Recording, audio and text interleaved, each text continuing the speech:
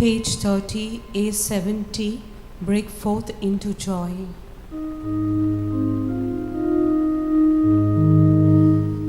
Break forth into joy, O my soul.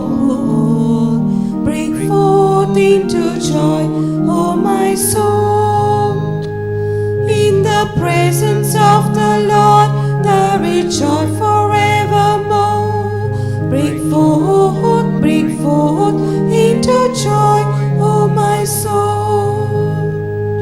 Break forth into love, O my soul. Break forth into love, O my soul. In the presence of the Lord, there is love forevermore. Break forth into love, O my soul.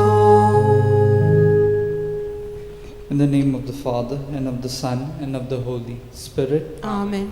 The grace of our Lord Jesus Christ, and the love of God, and the communion of the Holy Spirit be with you all. And with your spirit.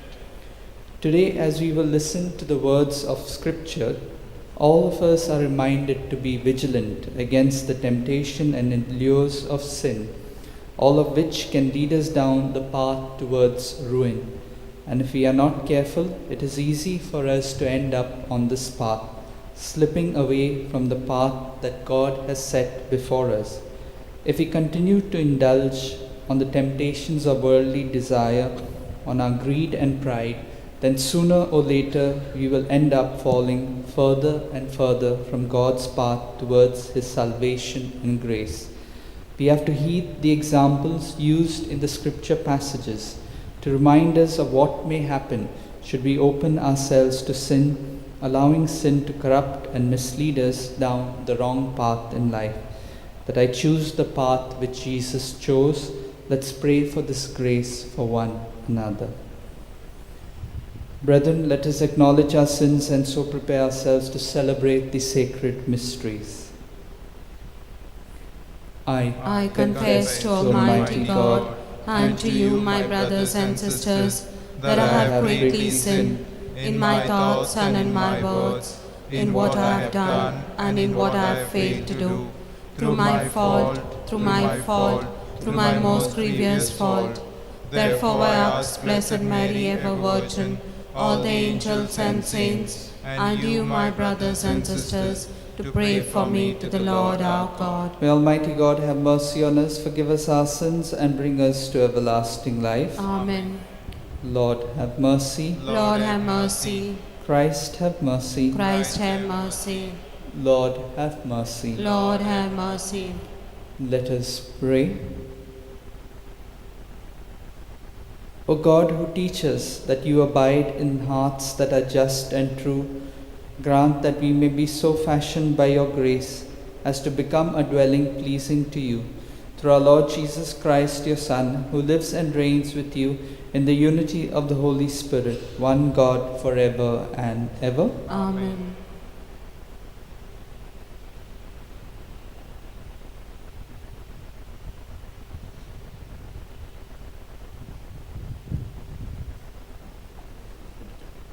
A reading from the book of Genesis.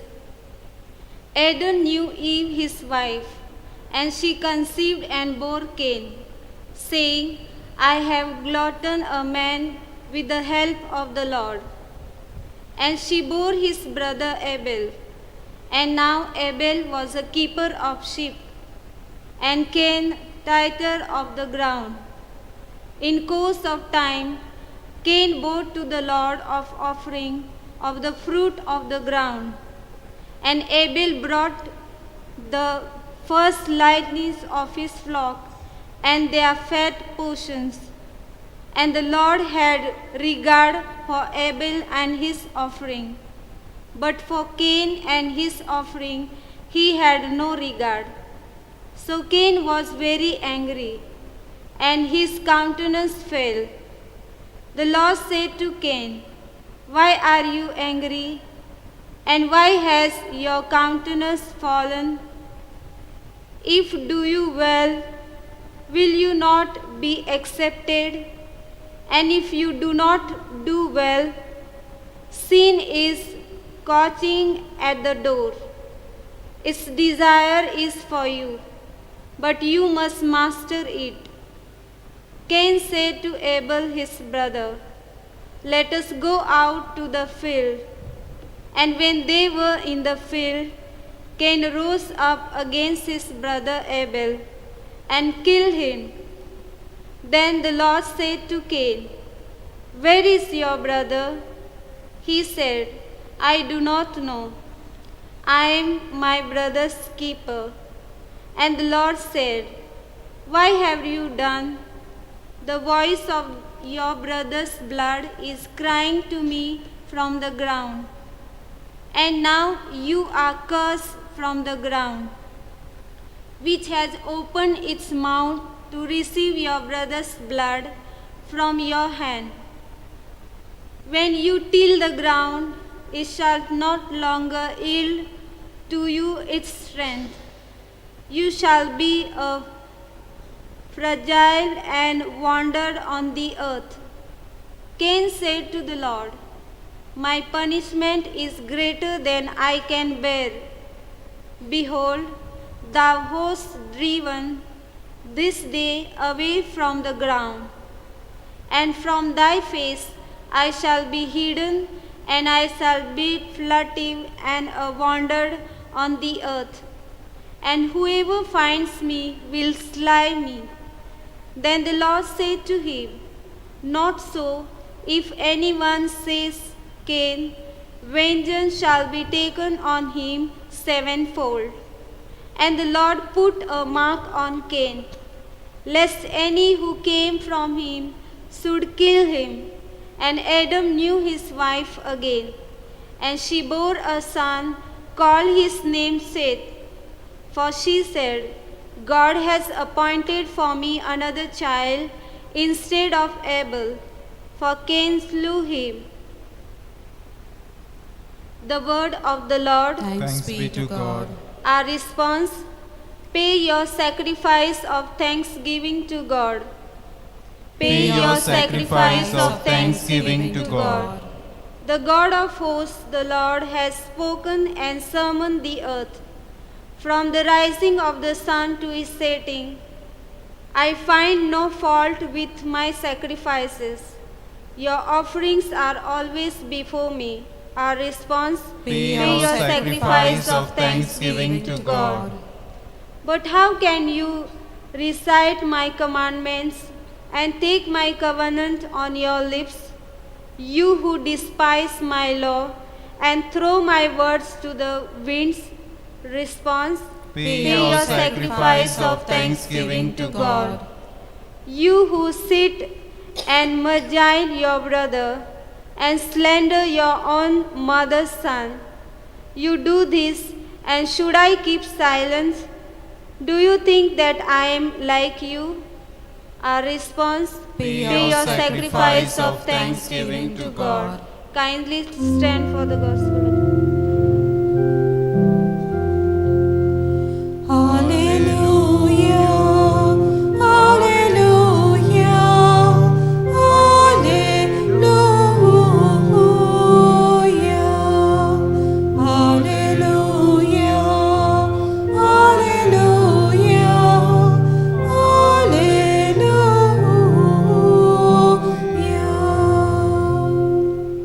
I have called you friends, says the Lord, because all I have heard from my Father I have made known to you.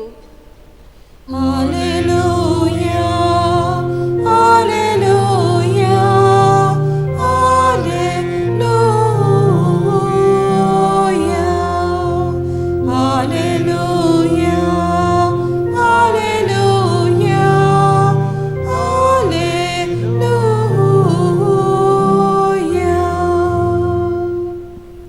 The Lord be with you. And with your spirit. A reading from the Holy Gospel according to Saint Mark. Glory to you, O Lord. The Pharisees came and began to argue with Jesus, seeking from him a sign from heaven to test him.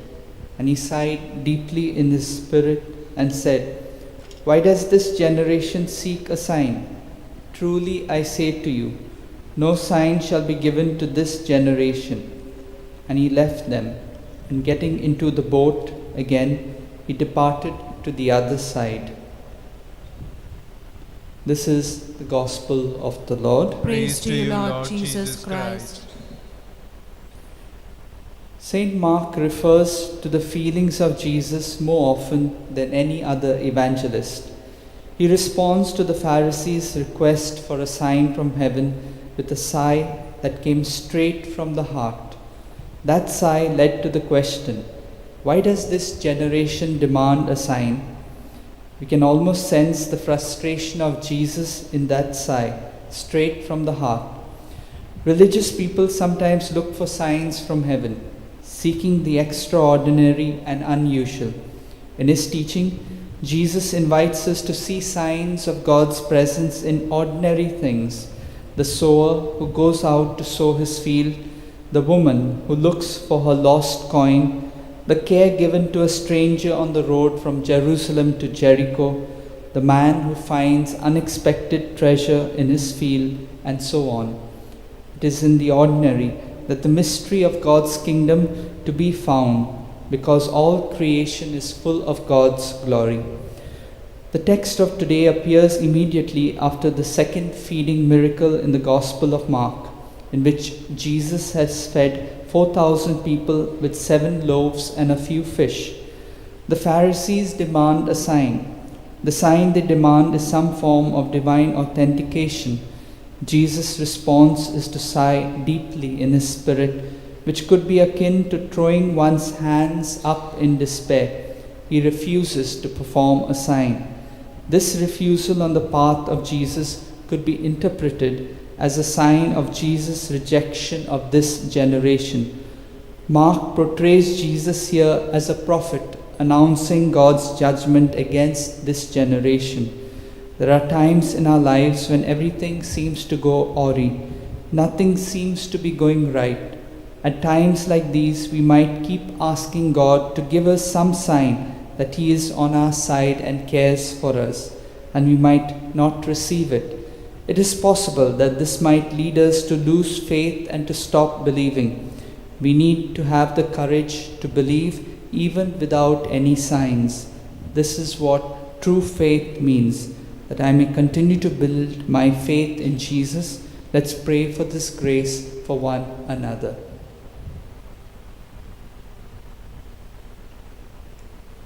Come to the Lord, page 75, B34.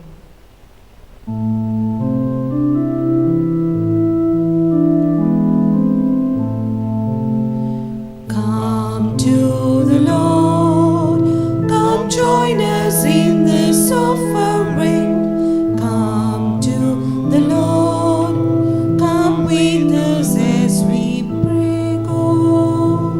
Come to the Lord, this bread and wine will offer Him. Bread for His body, wine to be His blood.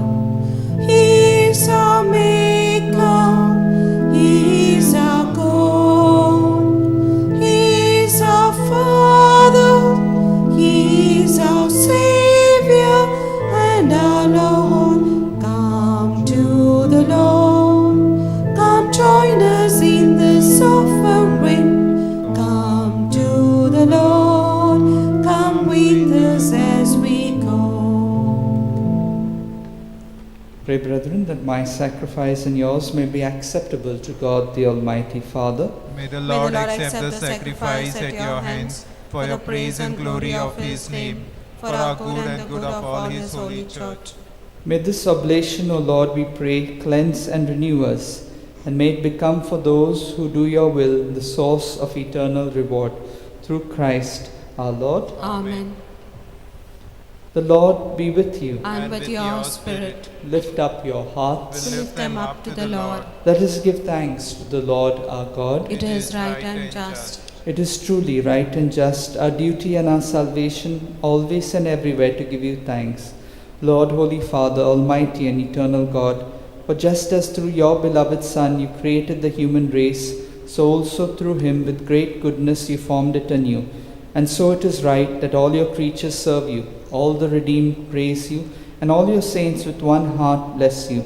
Therefore we too extol you with all the angels, as in joyful celebration we acclaim. Holy, holy, holy Lord God of hosts, heaven and earth are full of your glory. Hosanna in the highest. Blessed is he who comes in the name of the Lord. Hosanna in the highest. You are indeed holy, O Lord, the fount of all holiness. Make holy, therefore, these gifts, we pray, by sending down your Spirit upon them like the dewfall, so that they may become for us the body and blood of our Lord Jesus Christ. At the time he was betrayed and entered willingly into his passion, he took bread and, giving thanks, broke it and gave it to his disciples, saying, "Take this, all of you, and eat of it, for this is my body, which will be given up for you."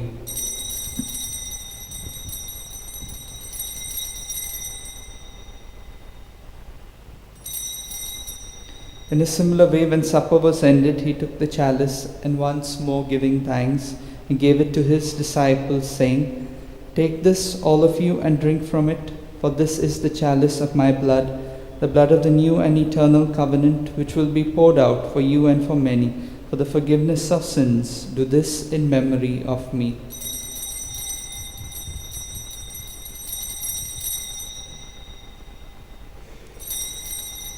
Let us proclaim the mystery of faith. We proclaim your death, O Lord, and profess your resurrection until you come again. Therefore, as we celebrate the memorial of his death and resurrection, we offer you, Lord, the bread of life and the chalice of salvation, giving thanks that you have held us worthy to be in your presence and minister to you. Humbly we pray that, partaking of the body and blood of Christ, we may be gathered into one by the Holy Spirit. Remember, Lord, your church spread throughout the world, and bring her to the fullness of charity, together with Francis our Pope, and Philip Neri our Bishop, and all the clergy. Remember also our brothers and sisters who have fallen asleep in the hope of the resurrection, and all who have died in your mercy. Welcome them into the light of your face. Have mercy on us all, we pray, that with the Blessed Virgin Mary, Mother of God, with Saint Joseph, her spouse, with the blessed apostles, and all the saints who have pleased you throughout the ages, we may merit to be co-heirs to eternal life, and may praise and glorify you through your Son, Jesus Christ.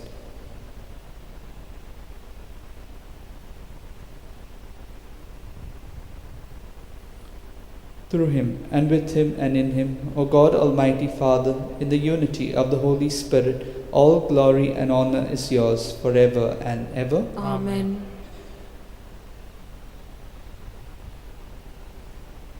At the Saviour's command, and formed by divine teaching, we dare to say, Our Father, who art in heaven, hallowed be thy name. Thy kingdom come, thy will be done on earth as it is in heaven. Give us this day our daily bread, and forgive us our trespasses, as we forgive those who trespass against us. And lead us not into temptation, but deliver us from evil.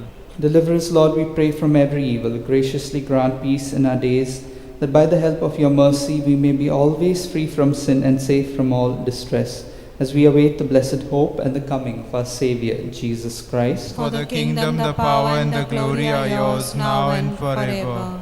Lord Jesus Christ, who said to your apostles, "Peace I leave you, my peace I give you," look not on our sins, but on the faith of your church, and graciously grant her peace and unity in accordance with your will, who live and reign forever and ever. Amen. The peace of the Lord be with you always. And with your spirit. Let us offer each other a meaningful sign of peace. Lamb of God, you take away the sins of the world, have mercy on us. Lamb of God, you take away the sins of the world, have mercy on us. Lamb of God, you take away the sins of the world, grant us peace. Behold the Lamb of God, behold him who takes away the sins of the world. Blessed are those called to the supper of the Lamb. Lord, I am not worthy that you should enter under my roof, but only say the word, and my soul shall be healed. Make me your servant, page 147, D104, D104.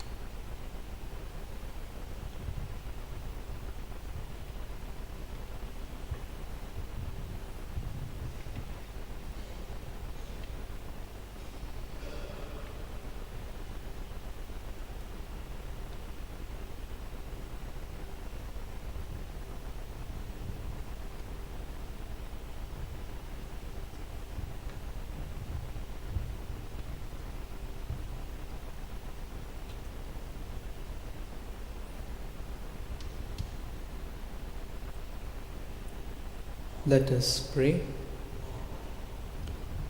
Having fed upon these heavenly delights, we pray, O Lord, that we may always long for that food by which we truly live, through Christ our Lord. Amen.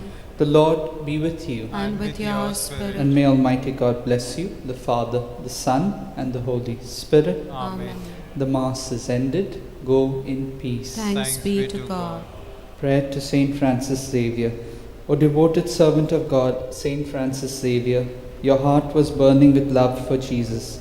Impelled by this love, you went from country to country and spent yourself unto death, proclaiming the name of Jesus and the good news of salvation. That is why the Father filled you with glory in heaven and preserved your body from corruption here on earth. Filled with joy for these unique gifts, we join you in praising the Father. And now we ask your intercession for ourselves. Let's silently pray for the grace that each of us require. We ask you to obtain for us the fulfillment of these desires if they are pleasing to the Father, and for everything together with you we praise the Father through Jesus in the Spirit. Amen.